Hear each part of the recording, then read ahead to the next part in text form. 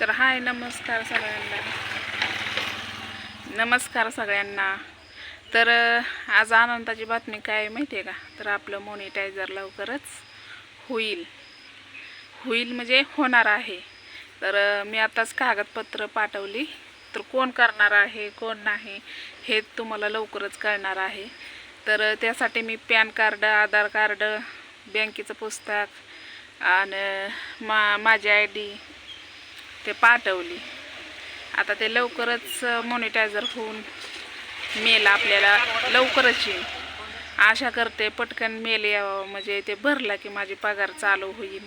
तेवढंच हातभार भांडवलला लागल किंवा बानूबाईला उपचार चालू होतील. मग आता जुनी ID आपली ते पण सांगणार आहे मी. माझी जुनी ID आहे का नाही ते पण हॅक झालेली ते पण मी सांगणार आहे. कारण त्यांची शाळा एवढी झाली की ते सगळी शाळा झालेली आहे. मग त्यांना सगळं येतं असेल त्यातलं. मग मी सहज असं सकाळी फोन आला. मग आयला म्हटलं विचार की येत आहे का म्हणून. म्हणजे येतं मग पाठवा तुमचं पाठवा सगळं. ते काय काय असतं ते नेमकं काय करतात हे मला तर माहिती आहे. पण ते कॉम्प्युटरवर कसं करतात ते आपल्याला कसं माहिती होणार आहे की नाही. तर त्यांना मी हे पण सांगितलं की माझं नाही का कमेंट बॉक्स पण वरनंच बंद आहे, ते पण चालू काही होई नाही. मग ते म्हणले बरं ठीक आहे बघतो. ती जुनी पण ID आणायची का? तर मी म्हणलं हो प्रयत्न तर करा म्हणलं. कारण कसं ती ID पण माझी खूप मोठी नाही पण हाय बऱ्यापैकी. मग ते पण बघतो म्हणले आणि कमेंट बॉक्स पण बघतो म्हणलं. आणि हे आता नवीन ID आहे ती पण खोलतो, म्हणजे मॉनिटायझर करून टाकतो. मग ते बरं झालं. कुठं लांब पळण्यापेक्षा का नाही घरातलंच माणूस आहे की नाही.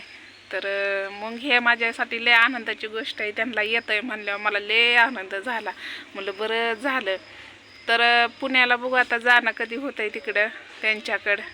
ते माझे गुरु असणार आहेत आता. कारण त्यांचं जेवढं कौतुक करावं तेवढं कमीच आहे आता. कारण ते खरंच ह्या गोष्टी आपल्यासाठी फुकट करतात म्हणल्यावर त्या माझ्यासाठी गुरुच आहे म्हणावं लागेल. आणि लवकरच मी त्यांना पण तुम्हाला दाखवणार आहे. जर जमलं त्यांना आवडलं तर दाखवणार, नाहीतर गुरु हमेशा माझ्या पाठीशी. आणि तर चला पाऊस यायला लागलाय. कारण हे आबाळ तर काय नाही सारखं. तुम्ही म्हणता दरवाजा लावून कशी काय ताई बसली. काय करावं, मांजरा जात्यात, बानूबाईचं दूध आहे ना त्यामुळं पेते ते म्हणून म्हणलं बसावा. आणि पाऊस आला की पळायचं आणि कपडे वाळवून घेतली. बघा आता कपडे बघू शकताय. आबाळ कसला आहे डेंजर. काय सांगावं का आबाळ तर बघू शकताय तुम्ही. मरणाचा पाऊस पुण्याला म्हणतात ना, पुण्याला आला पाऊस नाही, मुंबईला पडला पाऊस, पुण्याला आली वर्दी, असं काहीतरी नाव आहे. उकानामधनं घेते ती पहिली लय घेत होती. तर हे माझ्यासाठी आनंदाची गोष्ट आहे. लवकरच आपण गुरुला भेटायला जाणार आहे. ते आपलं मॉनिटायझर झाल्यावर लवकरच जाणार आहे. तर ते कोण आहे काय आहे ते तुम्हाला त्यांच्या तोंडातनं कळणार आहे. आणि मी पण सांगेन, पण ते जास्त लांबचे नाहीत, घरातलेच आहेत, जवळचेच आहेत आपले. त्यामुळं काय टेन्शन नाही. आता हाय गोष्ट आपली, जे काय होईल ते आपलं त्या माझ्या गुरुला सांगायला बरं पडेल आहे की नाही. मी त्यांना सांगणार माझी ID तुमच्या कॉम्प्युटरमध्ये राहू द्या. मग काय तर मला एकतर कळत नाही काय झालं की तुम्हाला कळत ना, मग तुम्ही मला सांगचाल.